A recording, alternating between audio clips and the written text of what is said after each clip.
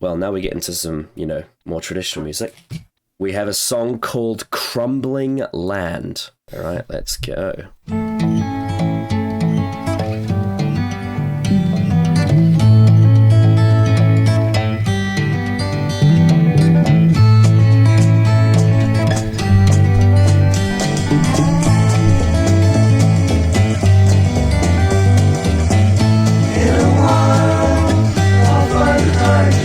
Sunshine mine. In a smile, I saw a single eagle in the sky. Wheeling, soaring, gliding by.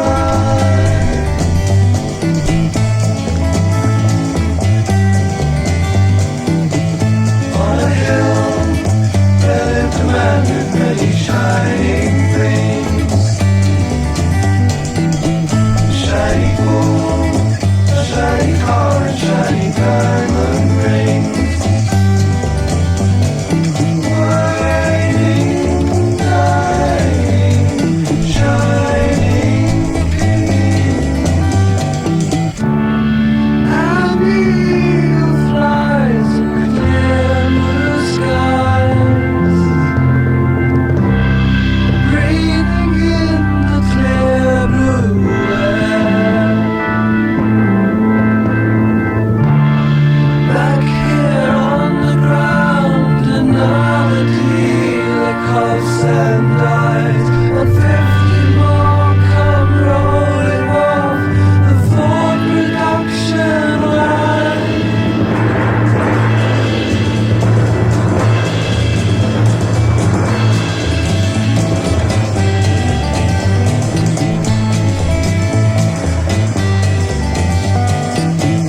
Then a man, appearing like a pillar on the sand.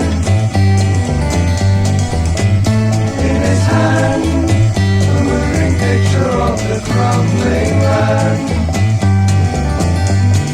Screaming, healing, moving land.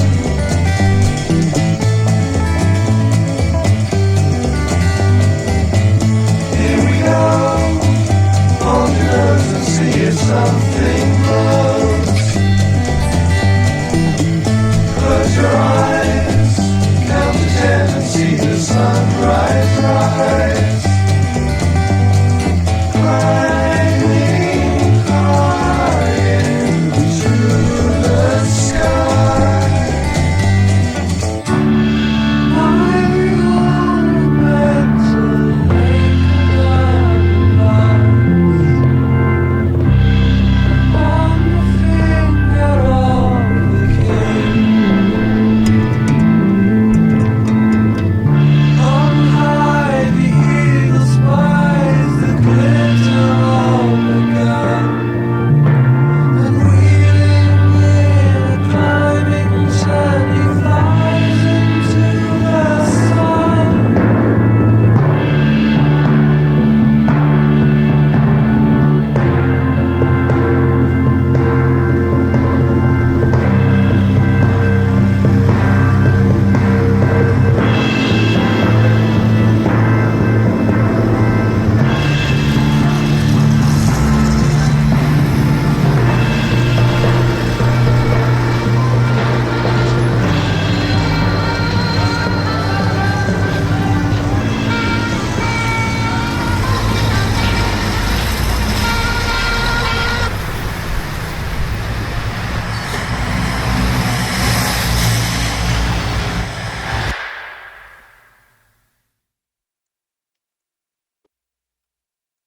Your thoughts, Callum? Yeah, that was a really upbeat one. That song was I like that. That was a really good one. Yeah. Really catchy. Oh yeah. Very catchy. very, very, very catchy indeed. Yeah. Really like the tempo of the song. Nice pace to it. Really enjoyed it. I think the vocals in particular I really liked a lot. Really well suited. Yeah, that was another really solid track. It has that like American countryside acoustic guitar to it. Yeah. Yeah. Again, something we haven't heard them do before. Yeah, not really. No, it's quite unique in that sense, and for that, it's really well done. I think it's great for a film soundtrack because it suits that setting of Death Valley so well. In a while, I'll find the time to make the sun shine mine. It's very charming. Oh, it's just a really catchy, nice paced song. That's, I think, very well suited to what I imagine what the vibe of the film would be. Yeah, I think one of my favorite bits of lyrics in this is the verse where he says, "Then a man appearing like a mirage on the sand, in his hand a moving picture of the crumbling land, screaming, dealing movie man."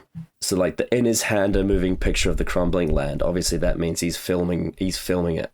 Interesting. Which is interesting. I feel like of all the films that they've scored, this is the one I probably want to see the most because it sounds the most interesting. So I might at some point. I mean, I'm talking about, by the way, contracted projects. I'm not talking about the stuff that the films they've actually made. I mean the ones that are made by other people. Yeah. That they did soundtracks for. I'll say this, it'll sound like an insult. It's not, so just bear with me. Sound a lot like the kind of songs you'd hear in Life is Strange. I knew you would do that.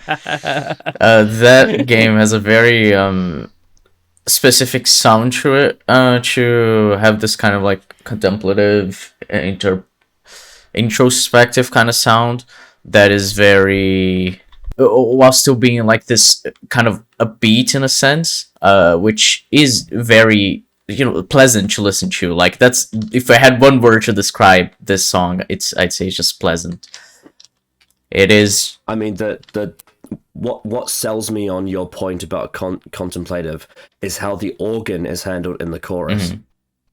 That's what drives it home, and then it goes back to that American country acoustic after the chorus, like to go back to that thing again. On a hill there lived a man with many shining things, shiny pool, a shiny car, and a shiny diamond ring.